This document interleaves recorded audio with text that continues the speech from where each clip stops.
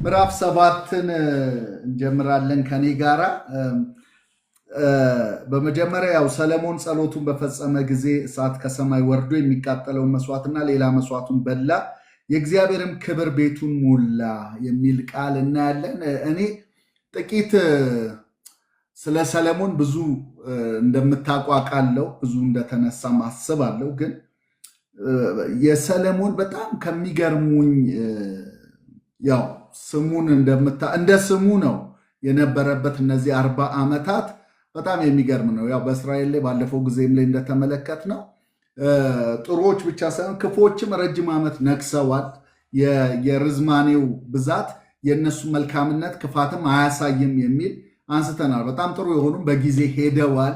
በጊዜ መሄድም ክፋትም ወይም መልካምነትን የሚያሳይ አይደለም ብለን ተመልክተናል እና ከሰለሞን በላይ የቆዩ በጣም ክፉ የሆኑ ነገስታቶች በሳውዙም ላይ ነበሩ፣ በኖርዙም ላይ ነበሩ እና ነገር ግን 40 ዓመት የቆየው ሰለሞን ግን በዚህ በ40 ዓመቱ የጅማሬውን ስትመለከቱ በጣም የሚገርም ነው እና እኔ በጣም ስለ ሰለሞን አጠቃላይ ምስሉን የሚገልጽልኝ የትኛው ክፍል ነው ስትሉ ያው መክብብ ነው። መክብብ መጽሐፍ ሰለሞንን በደንብ ቁልጭ አድርጎ ያሳየናል። ለምን እዚህ ቦታ ላይ አሁን ስናይ ምዕራፍ 9ን አብዛኛውን ስትመለከቱት ምንድን ነው የሚያወራው? ስለ ሀብቱ ነው የሚያወራው እና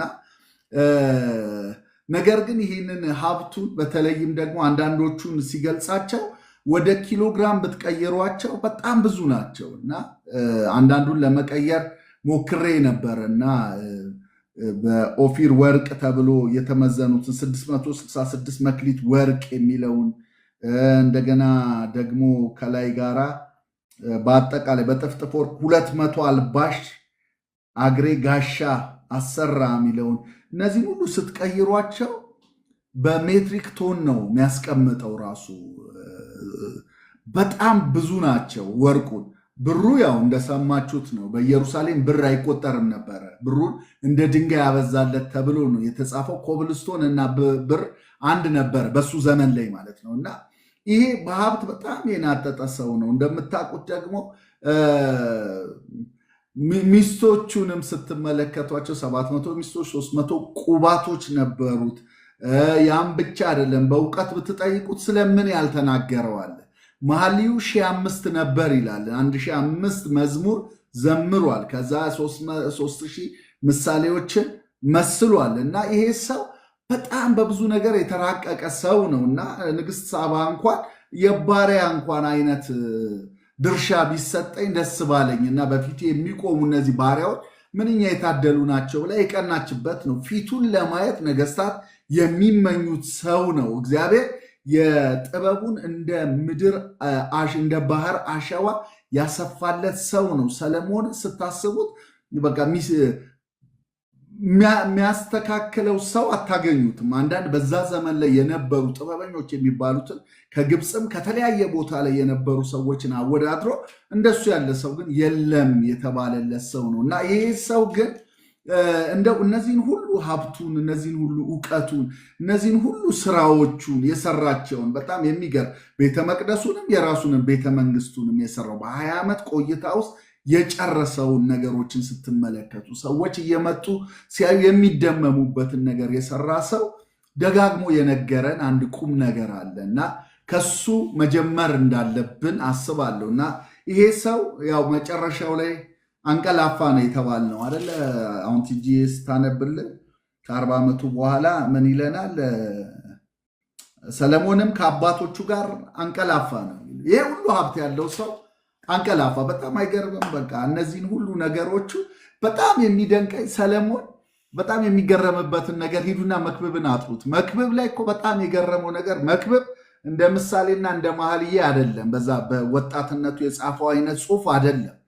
መክብብ በሽምግልና የጻፈው ነው። ሞት አፋፍ ላይ ሆኖ እንደጻፈው ታያላችሁ እና በጣም ይገረማል። ማለት ወዮ ይላል እና ሰነፍም እኛም እንሞታለን ብሎ ከሰነፍ ጋር ሞትን መቋደሱ ይገርመዋል እና የእንስሳ ነፍስ ወደ ምድር የሰው ነፍስ ደግሞ ወደ ሰማይ ትወጣለች ይላል።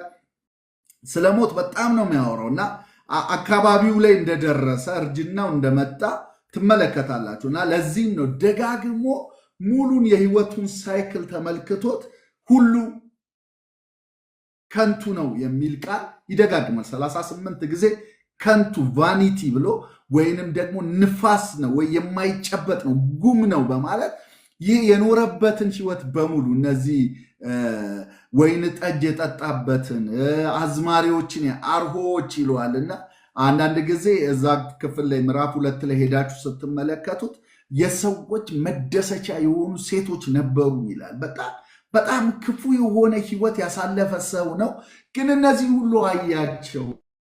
ከዛ ደግሞ ካያችሁት ሳቅን አንቺ እብድ ነሽ አልኳት ይላል። ማለት ወይን ጠጅ መጠጣቱን፣ አዝማሪዎቹን፣ ብሩን፣ ወርቁን ሁሉን አይቶ የነገረን መደምደሚያ ከንቱ ነው። እኔ ሰለሞን እንደው ተመልሷል የምለው መክብብ 12ን አንብቤ ነው።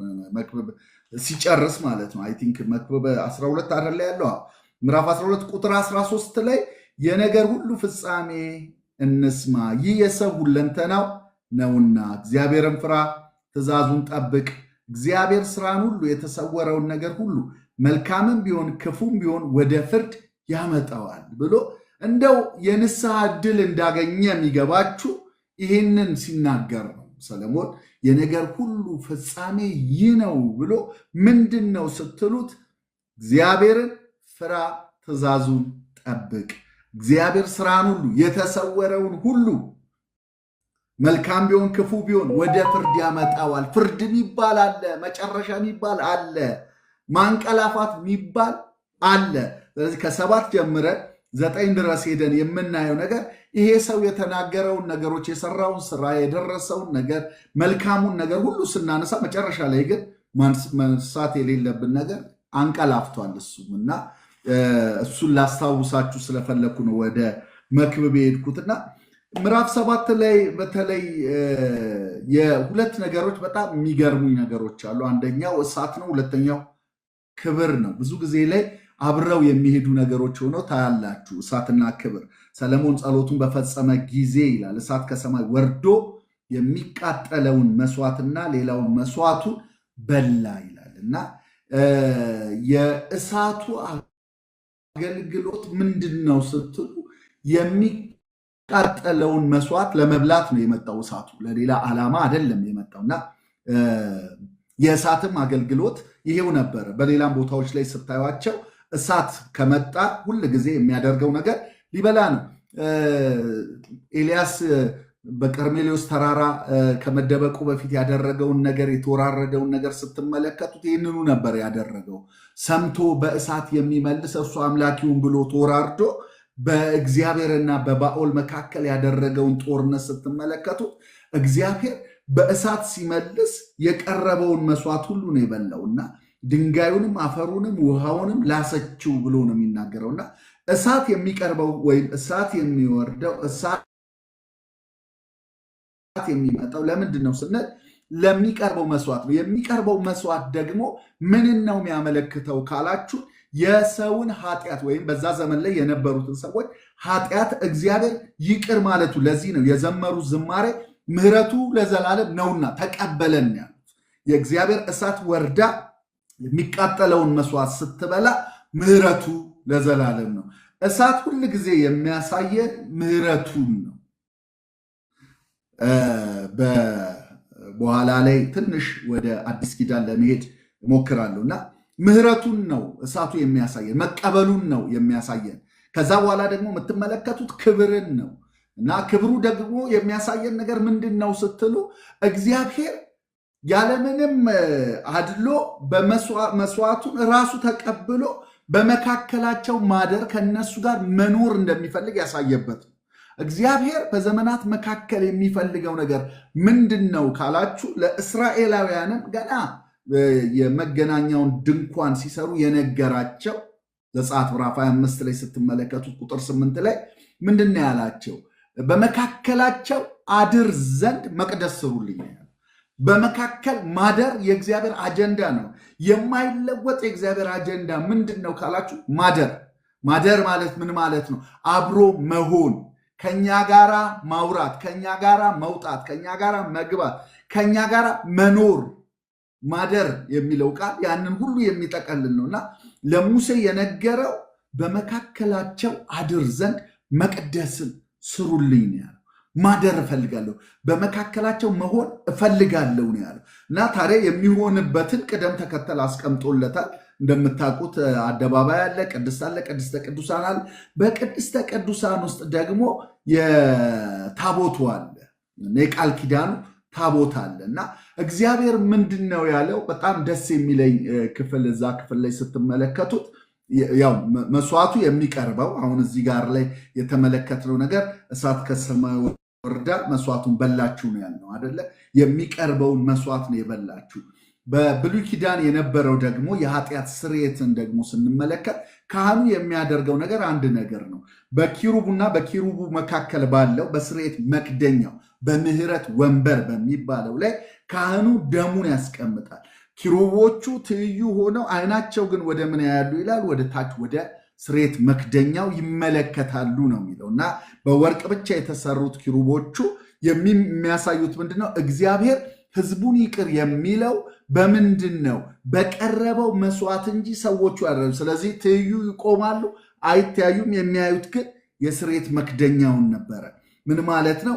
የፈሰሰውን ደም ተመልክቶ እግዚአብሔር ምህረት እንዳደረገላቸው በምትክ የቀረበው ነገር እነሱን ነፃ እንዳወጣቸው ማሳያ ስለሆነ በራስጌና በግርጌ የተቀመጠው ኪሩብ የተቀመጡት ሁለቱ ኪሩቦቹ በቀጥታ የሚመለከቱት የስርየት መክደኛው ወይም መርስ ሲት የሚባለውን ወይም የምህረት ወንበር የሚባለውን ይመለከቱ ነበር እና ከዛ በኋላ እግዚአብሔር ህዝቡን መማሩን ደግሞ ይረዳሉ። ካህኑ ሲወጣ፣ ሊቀ ካህኑ ሲወጣ ህዝቡ ይቅር እንደተባለ ይገባቸዋል ማለት ነው። በዛ ሐሴት ያደርጋሉ።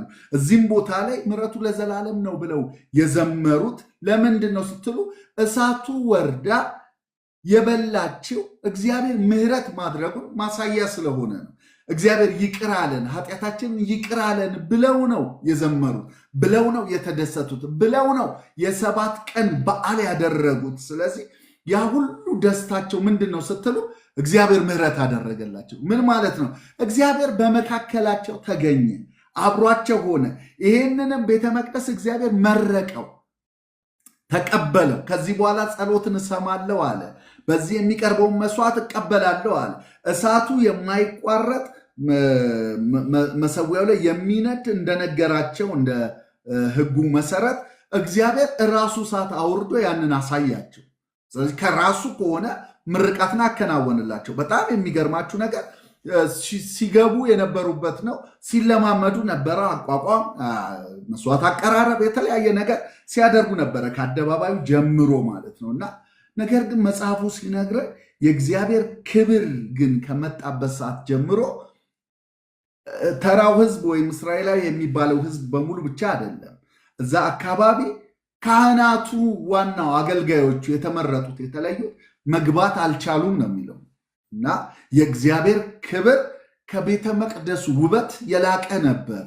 ቤተ መቅደሱ ውስጥ ካህናቱ ይገቡ ነበረ። ነገር ግን የእግዚአብሔር ክብር ከመጣ በኋላ ግን መግባት አልቻሉም፣ ማገልገል አልቻሉም ይለናል። ማደሪያውም ድንኳን ላይ እንደዛው ነው።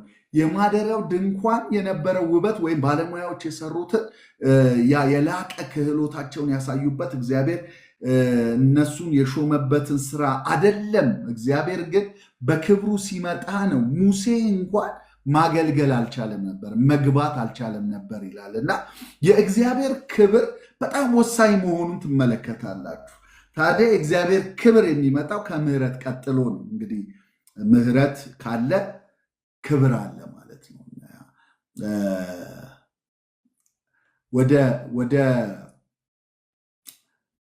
ስለ ክብር ትንሽ ላውራና ከዛ በኋላ ይህንን ሁለቱን ነገር የአዲስ ኪዳን መነጽሩን እንመልከተውና ከዛ በኋላ ወደ ሌሎቹ እንሄዳለን። የእስራኤል ልጆች የእግዚአብሔርን ክብር በተለያየ ጊዜ አይተውታል።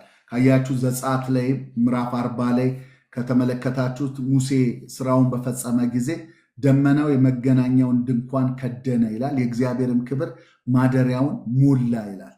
ከዛስ ሙሴ ወደ መገናኛው ድንኳን መግባት አልቻለም ይላል። እና የእግዚአብሔር ክብር ከመጣ እንትኑ ስፍራውን የሚቀይር የስፍራው ውበት የስፍራው ነጸብራቅ የሚሆነው ያ የተሰራበት ምንነት አይደል ወይ የቤተ መቅደሱ ውበት ሳይሆን በምድር ላይ መቼም እንደዛ ቤተ መቅደስ ያለ አልነበረም እና ነገር ግን ከዛ ይልቅ የሚያስፈልጋቸው ለእስራኤላውያኖች የእግዚአብሔር ውበት እንደሆነ የእግዚአብሔር ክብር እንደሆነ የእግዚአብሔር መልክ እንደሆነ እግዚአብሔር በመካከላቸው መገኘቱ እንደሆነ ማሳያ ስለነበረ የእግዚአብሔር ክብር ሲመጣ ትመለከታላችሁ እና የእግዚአብሔር ክብር ከዘፍጥረት ጀምራችሁ እስከ ራዕይ ድረስ ብታጠኑ መጽሐፍ ቅዱስ ያለው ነገር ምንድን ነው ስትሉኝ ስለ እግዚአብሔር ክብር ነው የሚያወራው። እኔ ቅድም እንዳልኳችሁ ማለት ነው እግዚአብሔር በተለዋዋጭነት የሚጠቀምባቸው ቃላቶች አሉ። ስለ ክብሩ ሲያወራ ስለ መልኩ ያወራል። ሁሌ ይህንን ማንሳት ደስ ይለኛል። መልኩን ክብር አድርጎ ነው የሚያቀርበው ካያችሁት። ከዛ ደግሞ በሌላ ቦታ ላይ መልካምነቱን ስጦታዎቹ እነሱን ሁሉ ከክብሩ ጋር ያገናኘዋል። ከዛስ ህልውናው መገኘቱ ክብር የሚለው እሱን ይጠቀልላል። ፊቱ የእግዚአብሔር ፊት የምንለው ያ ደግሞ የእግዚአብሔርን ክብር አጠቃሎ ይዞ ትመለከታላችሁ። እንግዲህ ከዘፍጥረት ጀምሮ ሙሉ መጽሐፍ ስታነቡት ስለ እግዚአብሔር ክብር ሲናገር እነዚህን ቃላቶች በተለዋዋጭነት ታዩታላችሁ። ከዚህ በፊት ላይ ቲጂ ስታስተምር ገብቼ የነበረ ጊዜ ላይ አስታውሳለሁ። ዘጸአት ላይ ስለ ሙሴ ስለጠየቀው ጥያቄ ክብርህን አሳየኝ ብሎ በጠየቀው መሰረት እግዚአብሔር የመለሰለት ግን ሰው ፊቴን አይቶ በህይወት መኖር አይችልምና ፊቴ ሊታይ አይችልም ብሎ ነበረ የነገረው እና ክብርና ፊት አንድ አይነት መሆኑን ትመለከታላችሁ። ነገር ግን ጀርባይን ታያለ ብሎት መልካምነቱን እንዳወጀ ደግሞ መልካምነቱ የክብሩ ማንጸባረቂያ እንደሆነ እንመለከታለን እና በመጀመሪያ ደረጃም እኛም ደግሞ ከመጀመሪያው ከጥንስሱ የምናውቀው ሰውን ሲፈጥረው እግዚአብሔር በመልኩ በአምሳሉ እንደፈጠረውና ያን መልክ የሚባለውን ነገር እንዳጣ በኃጢአት ምክንያት እንደጎደለው ወይም የሮሜ ጸሐፊ ጳውሎስ እንደጻፈልን ክብር በኃጢአት ምክንያት እንደጎደልን አይደለ መጽሐፍ የሚናገር ሁሉ ኃጢአት ሰርቷል የእግዚአብሔርን ክብር ጎሎታል በማለት የምናገረው እና ክብር የሚባለው ነገር በመጽሐፍ ቅዱሳችን ላይ መሰረታዊ የሆነ ነገር ነው። ኢየሱስ ክርስቶስ ሲመጣ ያዩት ደቀ መዛሙርቱ የነገሩ ዮሐንስ ምዕራፍ 1 ላይ ቁጥር 14 ላይ ቃል ስጋ ሆነ ጸጋንና እውነትን ተሞልቶ በመካከላችን አደረ። ይሄ የማደሪያውን ቃል ነው የሚጠቀመው አሁን እና አደረ። እኛም በአባቱ ዘንድ ያለውን አንድያ ልጅ ያለውን ክብሩን አየን። አደረና ምን አየን? ክብሩን አየን። ቤተ መቅደሱ ዋናው ዓላማው ምንድነው? ክብሩን እግዚአብሔር ሲያድርበት፣ እግዚአብሔር ሲገኝበት፣ እግዚአብሔር ሲከትም በዛ ቦታ ላይ ሲኖር ምን ይታያል ካላችሁ ክብር ይታያል። ኢየሱስ ክርስቶስንም አይተው የነገሩን ምን ብለው ነው? ክብሩን አየን ብለው ነው የነገሩን እና ኢየሱስን የዕብራዊ ጸሐፊም ሲነግረን ምን አለ? ለአባቶቻችን አለ በተለያየ መንገድና ጎዳና ተናገረን ካለ በኋላ እንደዚህ የሚል ቃል ያስቀምጥልናል። ዕብራውያን ምዕራፍ 1 ላይ እንዲህ ይላል፣ ከጥንት ጀምሮ እግዚአብሔር በብዙ አይነትና በብዙ ጎዳና ለአባቶቻችን በነቢያት ተናግሮ ሁሉን ወራሽ ባደረገው ደግሞም ዓለማትን በፈጠረበት በልጁ በዚህ ዘመን መጨረሻ ለእኛ ተናገረን። እርሱ የክብሩ መንጸባረቅና የባህሪው ምሳሌ ሆኖ ሁሉን በስልጣኑ ቃል እየደገፈ ኃጢአታችንን በራሱ ካነጻ በኋላ በሰማያት በግርማው ቀኝ ተቀመጠ ይላል። ኢየሱስ ክርስቶስን ሲነግረን እርሱ የክብሩ ነጸብራቅ ነው፣ መንጸባረቅ ነው፣ የባህሪው ትክክለኛ ምሳሌ ነው በማለት ኢየሱስ ክርስቶስን ስናይ ያየነው የእግዚአብሔርን ክብር ነው በማለት ያስቀምጥልናል። ኢየሱስን ስናይ ያየነው የእግዚአብሔር መልክ ነው ይላል። መልኩን አየን እንዳሉት ማለት ነው እና ታዲያ ይሄ የክብር ጉዞ ሲጠቀልለው ራዕይ መጽሐፍም ላይ የምታገኙት ነገር ምንድን ነው ስትሉ ራዕይ ምዕራፍ 21 ላይ አንድ ቃል ይናገራል። ምዕራፍ 21 ላይ ቁጥር 3 ላይ እንደዚህ ይላል፣ ታላቅ ድምፅም ከሰማይ እንሆ የእግዚአብሔር ድንኳን በሰዎች መካከል ነው፣ ከእነርሱም ጋር ያድራል። አሁን ተመልከቱት፣ ያድራል።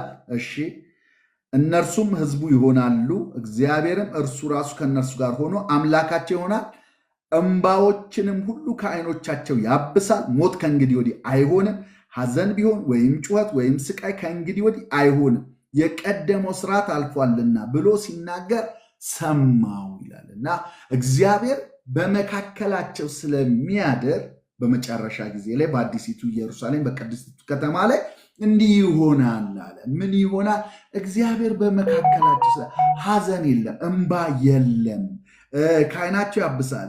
ከዛስ ጩኸት የለም፣ ስቃይ የለም፣ እርግማን የለም እያለ የሉም ይለናል። የእግዚአብሔር ክብር እየጨመረ የሚሄድ እንደሆነ ትመለከታላችሁ። መጽሐፍ ቅዱስን ሙሉን ስታጠኑት የእግዚአብሔር ክብር እየጨመረ ነው። አሁን እኛ በቤተ መቅደሱ የተገረምነው መቆም አልቻሉም፣ ተንገዳገዱ፣ ወደቁ፣ መግባት አልቻሉም ብለን የተገረምንበት ክብር በኢየሱስ ክርስቶስ መምጣት ደግሞ እግዚአብሔርን አየነው አለ። ታዲያ ያንንም ደግሞ ሲያሳድግልን ራእይ ላይ ደግሞ ሄደን ስንመለከት ከዛ የመጨረሻ ነገር እንዳለ ያሳየናል። እዚሁ ምዕራፍ 21 ላይ ቁጥር 23 ላይ የእግዚአብሔርም ክብር ለከተማይቱም ይላል የእግዚአብሔር ክብር ስለሚያበራላት መብራቷ በጉ ስለሆነ ፀሐይ ወይም ጨረቃ እንዲያበሩላት አያስፈልጓትም ነበረ።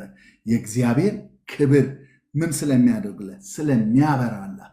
መብራቷ በጉ ስለሆነ እየጨመረ ክብር የመጨረሻው ጥጉ ማን ነው ስትሉ መጨረሻ ላይ የምናገኘው የእግዚአብሔር ክብር የራሱን ፊት መመልከት እንደሆነ ምዕራፍ 22 ላይ ቁጥር 3 ላይ እንደዚህ ይላል፣ ከእንግዲህ ወዲህ መርገም ከቶ አይሆንም፣ የእግዚአብሔርና የበጉ ዙፋን በእርሷ ውስጥ ይሆናል፣ ባሪያዎቹም ያመልኩታል፣ ፊቱንም ያያሉ ብሎ የመጨረሻ ክላይማክስ ውስጥ የምንገባው የክብር የመጨረሻው ጥግ የምንሸለመው የመጨረሻ የምናገኘው በጣም ምንጓጓው ለማየት የምንናፍቀው ፊቱን እናየዋለን፣ ራሱን እናየዋለን። የክብር ጫፉ እሱ ነው። ራሱን እግዚአብሔር እሱን ራሱን እናየዋለን። ያ የክብር የመጨረሻው አሁን ያንን አይነት መልክ ልናይ አንችልም። ይሄ ስጋ ሊያየው አይችልም። ለሙሴ ተነግሮታል። ኖት ኦንሊ ለሙሴ በአዲስ ኪዳን እንኳን በክርስቶስ ኢየሱስ የተገለጠውና መጨረሻ ላይ የምናየው በዚህ አካል ማየት የማንችለው መጨረሻ ላይ የምናየው በአዲሱ አካል የምናየው እና ያንን የክብሩን ደረጃ እያደገ እንደሚሄድ መመልከት እንችላለን። እና ለእኛ እሳቱ ክብሩ በክርስቶስ ኢየሱስ ነው ያገኘነው። እሳቱ እግዚአብሔር ራሱ ቁጣውን ያበረደበት የክርስቶስ ኢየሱስ ለኃጢአታችን ያቀረበው መስዋዕት ነው። መጽሐፍ ትዝ ይላችኋል አይደል? ዮሐንስ ላይ ሲናገር ምን ይላል? ኢየሱስ ክርስቶስ ከተነሳ በኋላ መቅደላዊት ማርያም የኢየሱስ አካል ያደረበት ስፍራ ላይ ሄዳ ስትመለከት በራስጌውና በግርጌው ሁለት መላእክቶች ቁጭ ብለው ነበር ይላል። ልክ የብሉይ ኪዳኑ ቅድም የነገርኳችሁ ኪሩቦቹ በራስጌና በግርጌ ተቀምጠው እርስ በርሳቸው ትይዩ ናቸው። ነገር ግን መስዋዕቱን ይመለከቱት ነበር፣ የስርየት መክደኛውን። አሁን ግን ይዞት የገባው መስዋዕት እዚህ ስላልነበረ እዚህ ሊቀበለው የሚችል ሊቀ ካህንም ቤተ መቅደስም ስላሌለ ኢየሱስ የገዛ ደሙን ይዞ እዛ ሰማይ እንደገባ ለማሳየት እነሱ ባዶ የሆነውን ይዞት እንደገባ ለማሳየት በራስጌና በግርጌ ተቀምጠው እንመለከታለን። እና ኢየሱስ ክርስቶስ የመጨረሻውን የእግዚአብሔርን ቁጣ እሳቱ ሲወርድ የሚያሳየው የነበረው የእግዚአብሔር ቁጣን ነበረ የሚያሳየው። በዛ ውስጥ ግን ምን አለ? ቁጣው በቀረበው መስዋዕት ላይ ሲገልጥ ምሕረቱ ደግሞ በሕዝቡ ላይ ነበረ። እግዚአብሔርም ቁጣውን በልጁ ላይ ገልጦ ምሕረቱን ለእኛ ሰጥቶናል። ይህንን በክርስቶስ ኢየሱስ የተቀበልነው ሐሴት የምናደርግበት ሕይወት ነው ማለት ነው። በኢየሱስ ክርስቶስ ምሕረትን ተቀብለናል። ከዛ ደግሞ በኢየሱስ ክርስቶስ ጸጋን ተቀብለናል። ክብር ጸጋ አደለ? ቀደም ስንመለከት ዮሐንስ ምዕራፍ 1 ላይ ምን አለ? ቁጥር 14 ላይ ቃልም ስጋ ሆነ ይልና ምንና ምንን ጸጋና እውነትን አደለ የሚለው አደለ እንዴ? ተሳሳትኩ። እንደዛ ነው የሚለው ዮሐንስ ምዕራፍ 1 ላይ ቁጥር 14 ላይ ላንብላችሁ። እንደዚህ ይላል። ያው የምታውቁት ቃል ነው ይሄ የሚሆነው። ቃልም ሥጋ ሆነ ጸጋና እውነትንም ተሞልቶ በእኛ አደረ። አንድ ልጅም ከአባቱ ዘንድ እንዳለው ክብር የሆነውን ክብሩን አየን። ጸጋና እውነትን ተሞልቶ በእኛ አደረ። አንድ ልጅም ከአባቱ ዘንድ እንዳለው ክብር የሆነውን ክብሩን አየን አለ። ክብር ለኢየሱስ ይሁን። ስለዚህ እኛ በክርስቶስ ኢየሱስ ምሕረትን ተቀብለናል። በክርስቶስ ኢየሱስ ጸጋን ተቀብለናል። በጣም መወደው ቃል ነው ይሄ ምሕረትና ጸጋ የሚባለው ነገር ማለት ነው። እና እኛ በጸጋ ላይ ጸጋ ተሰጥቶናል አይደል የሚለን መጽሐፍ ቅዱሳችን ስትመለከቱት ዮሐንስ ምዕራፍ 1 ላይ ይህንን ቃል ታገኛላችሁ። ኤፌሶን ላይ ሄዳችሁ ስትመለከቱት በጣም ደስ የሚለኝ ቃል አለ እና በፊት የነበርንበትን ሕይወት ሲያሳየን ስለ ምሕረት ያወራልናል ከ1 እስከ 3 ምዕራፍ 2 ላይ። ከዛ በኋላ ደግሞ ከ4 ጀምሮ ደግሞ ስትመለከቱት አሁን ያለንን ሕይወት ደግሞ የጸጋውን ሕይወት ደግሞ ያሳየናል። የምሕረቱ ባለጸግነትና የጸጋው ባለጠግነት ብሎ ያሳየናል እና በምሕረቱ ባለጠግነት የትላንትናው ኃጢአታችን በክርስቶስ ኢየሱስ እንደተሻረልን ከነበርንበት ከሞት ከኃጢአት ከእግዚአብሔር ቁጣ በአየር ላይ ስልጣን ካለው አለቃ ፈቃድ ከስጋችን ምኞት በሙሉ የዳልነው በምሕረት እንደሆነ ከ1 እስከ 3 ምዕራፍ 2 ላይ ይነግራችሁና ነገር ግን እግዚአብሔር ብሎ በምሕረቱ ባለጠጋ ስለሆነ ከወደደን ከትልቅ ፍቅሩ የተነሳ በበደላችን ኃጢአተኞች በሆነን ጊዜ ከክርስቶስ ጋር ሕይወትን ሰጠን ይለናል እና አሁን ደግሞ የተቀበልነው ነገር እንዳለ ደግሞ ልክ ከቁጥር 4 በኋላ ከ5 ጀምሮ ደግሞ ስትመለከቱ የጸጋው ባለጠግነት ያሳይ ዘንድ ብሎ ደግሞ አሁን ያለን ሕይወት በጸጋ የምንኖረው ሕይወት ነው። ምሕረት ያለፈውን ነገራችን የተከደነበት ነው። ጸጋ አሁን ያለንበት ሕይወት ልክ ያን ክብር የምንለው ያ የእግዚአብሔር በክርስቶስ ኢየሱስ የሰጠንን የሚያሳይ ነው ማለት ነው እና በዚህ ክፍል ላይ እንግዲህ የብሉይ ኪዳኑን ቤተ መቅደስ እግዚአብሔር ሲመርቀው በእሳትና በክብር መርቆታል። ታዲያ የአዲስ ኪዳኑን ደግሞ እውነተኛውን መስዋዕት ኢየሱስ ክርስቶስን እንደዚሁ ነው የተቀበለው። የኢየሱስ ክርስቶስን መስዋዕት እግዚአብሔር ተቀበለውና ነው እኛ አሁን ምዕራፍ 7 ላይ እዚህ ቁጥር 14 ላይ ሄዳችሁ ስትመለከቱት በሚገርም ሁኔታ ያው ብዙ ጊዜ የምንጠቅሰው ቃል ነው። ቁጥር 14 ላይ በስሜ የተጠሩት ሕዝቤ ሰውነታቸውን አዋርደው ቢጸልዩ ፊቴንም ቢፈልጉ ከክፉ መንገዳቸው ቢመለሱ በሰማይ ሆኜ እሰማለሁ፣ ኃጢአታቸውን ይቅር እላለሁ፣ ምድራቸውን እፈውሳለሁ። አሁን ይሄ ቃል ኮንቴክስቱ የሚያወራው ስለምንድን ነው ስትሉ ለእነዚህ ለእስራኤላውያኖች የተሰጣቸው በቤተ መቅደሱ ያለ እግዚአብሔር የገባውን ኪዳን ነው የሚያሳየው። ለእነዚህ ለእስራኤላውያኖች መስፈርቶች አሉት ካያችሁት። እኛ ግን ምንም መስፈርት የለንም። እኛ ክርስቶስ ነው መስፈርታችን። ሁሉም ነገር ያሟላለን ክርስቶስ ኢየሱስ ብቻ ነው። ክርስቶስ ኢየሱስ በሰራው ስራ ብቻ ማለት ነው ጸሎታችን ይሰማል። ክርስቶስ ኢየሱስ በሰራው ስራ ብቻ ምሕረትን ተቀብለናል። ክርስቶስ ኢየሱስ በሰራው ስራ ብቻ ከእግዚአብሔር ጋር ታርቀናል እና ይህንን ቦታ ላይ ስትመለከቱት የቀረበው መስዋዕት በጣም የሚገርም ነው። ማለት እንደውም ማን ነው ሰለሞን ያሰራው መሰዊያ አልበቃውም ነበር ይላል። ቁጥር ወደ 4 ጀምሮ ስትመለከቱት አልበቃውም ነበር ያቀረበው መስዋዕት ብዛቱን ተመልከቱ። ንጉሱም ሕዝቡም ሁሉ በእግዚአብሔር ፊት መስዋዕት ያቀርቡ ነበር። ንጉሱም ሰለሞን 22,000 በሬዎችን እና 120,000 በጎች ሰዋ ይላል። በቃ ያ ስፍራ በሙሉ መስዋዕት ነበረ። 120,000 በጎች 22,000 በሬዎች ነው የተሰዉት የነበሩት እና እንትኑ ደግሞ አልበቃውም ነበረ ሲል ደግሞ ትመለከታላችሁ።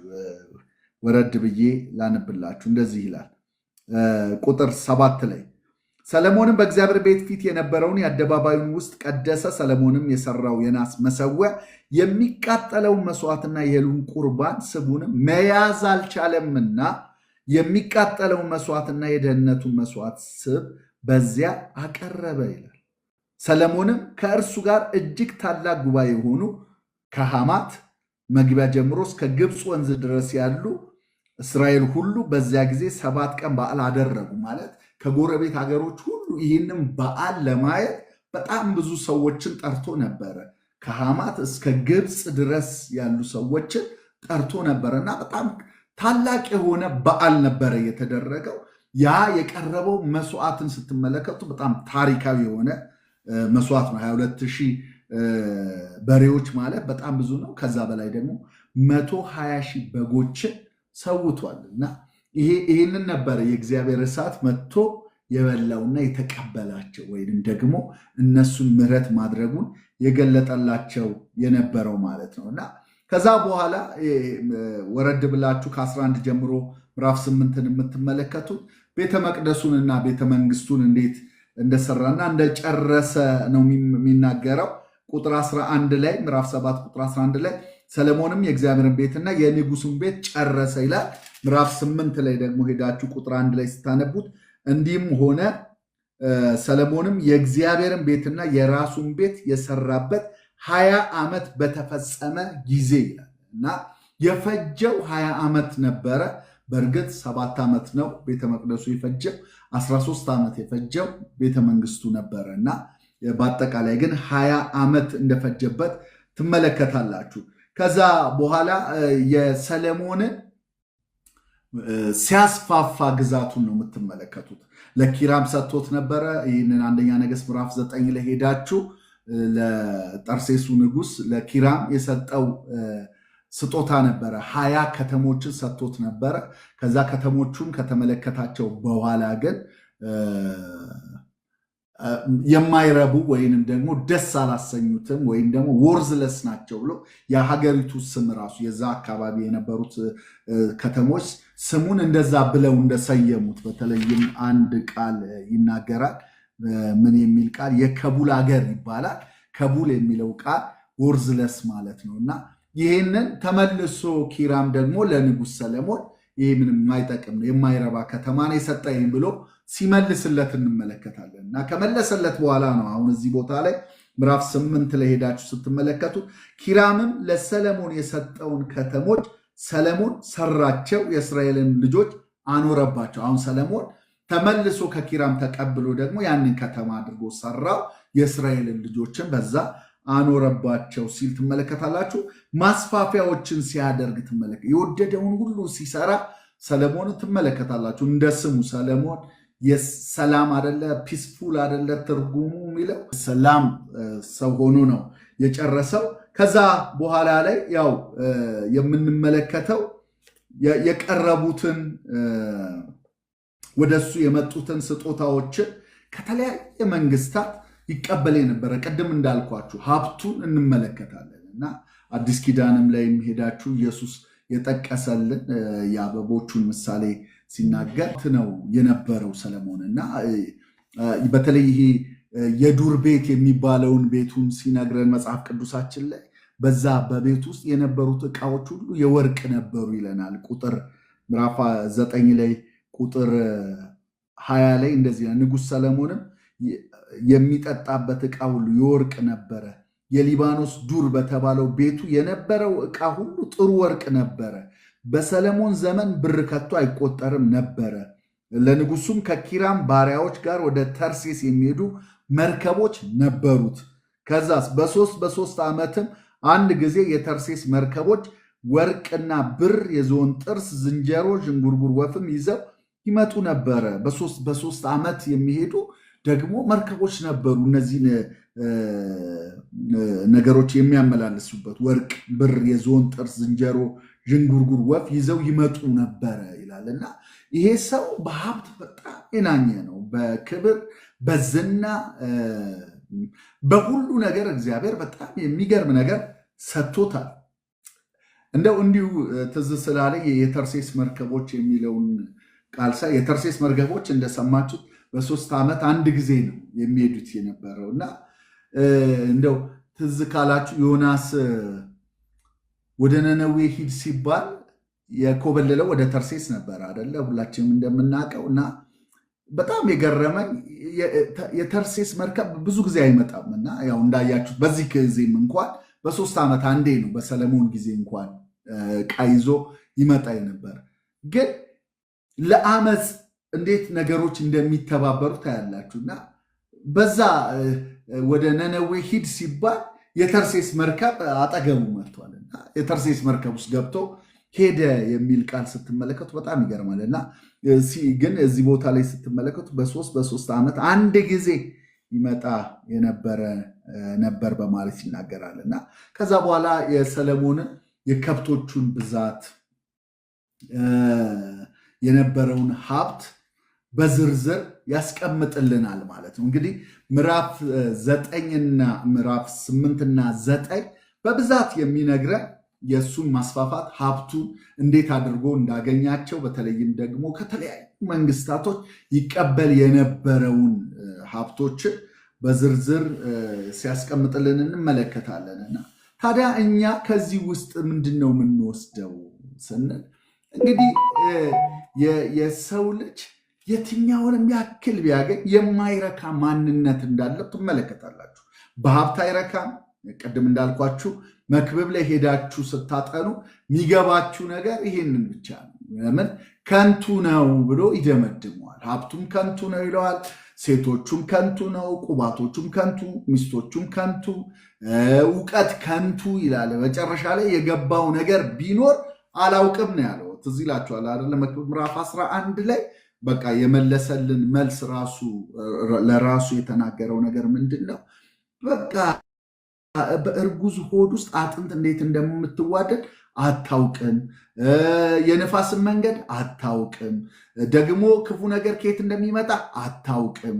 ማለት እግዚአብሔር ብቻ የሚያውቀው እኛ የማናውቀው ብዙ ነገሮች አሉ። ይህን ሁሉ ነገር የሚያውቀው የተደመመችበት ንግስት ሳባ መታ እንደው አሰላለፋቸውን፣ አለባበሳቸውን፣ ማዕዳቸውን፣ በገበታ ላይ የሚሰለፈውን አቀማመጥ ሁሉ አይታ በጣም ተገርማለች፣ በጣም ተደንቃለች። እና ይህ የተደነቀችበት ሰው ግን ሲጨርስ የጨረሰው በአንድ ነገር ነው። ምን አለ? ሁሉ ከንቱ ነው። ምዕራፍ 1 ላይ ከንቱ ነው ብሎ ጀመረ።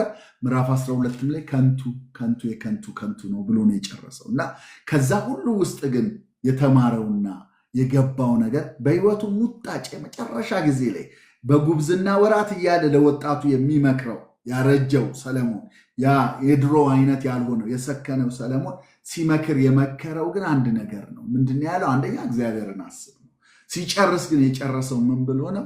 የሰው ሁለንተና ይህ ነው፣ እግዚአብሔርን ፍራ፣ ትእዛዙን ጠብቅ፣ የምትሰራውን ስራ ሁሉ በስውር ያደረግከውን ሁሉ ወደ ፍርድ ያመጣዋል ብሎ ነው የጨረሰው። እና ከሰለሞን የምንማረው ነገር ምንድን ነው ካላችሁ፣ ሰው የማይረካ ማንነት እንዳለው፣ በእነዚህ ሁሉ ሴቶች ሊረካ አልቻለም። በእነዚህ ሁሉ መጠጥ ብዛት ሊረካ አልቻለም። ባገኘው እውቀት ሊረካ አልቻለም። ባገኘው ሀብት ሊረካ አልቻለም። እና እርካታ ያለው ከእግዚአብሔር ዘንድ እንደሆነ መናገር ጀመረ። እንግዲህ መክብብን ስታጠኑት ያንን እናገኛለን ማለት ነው።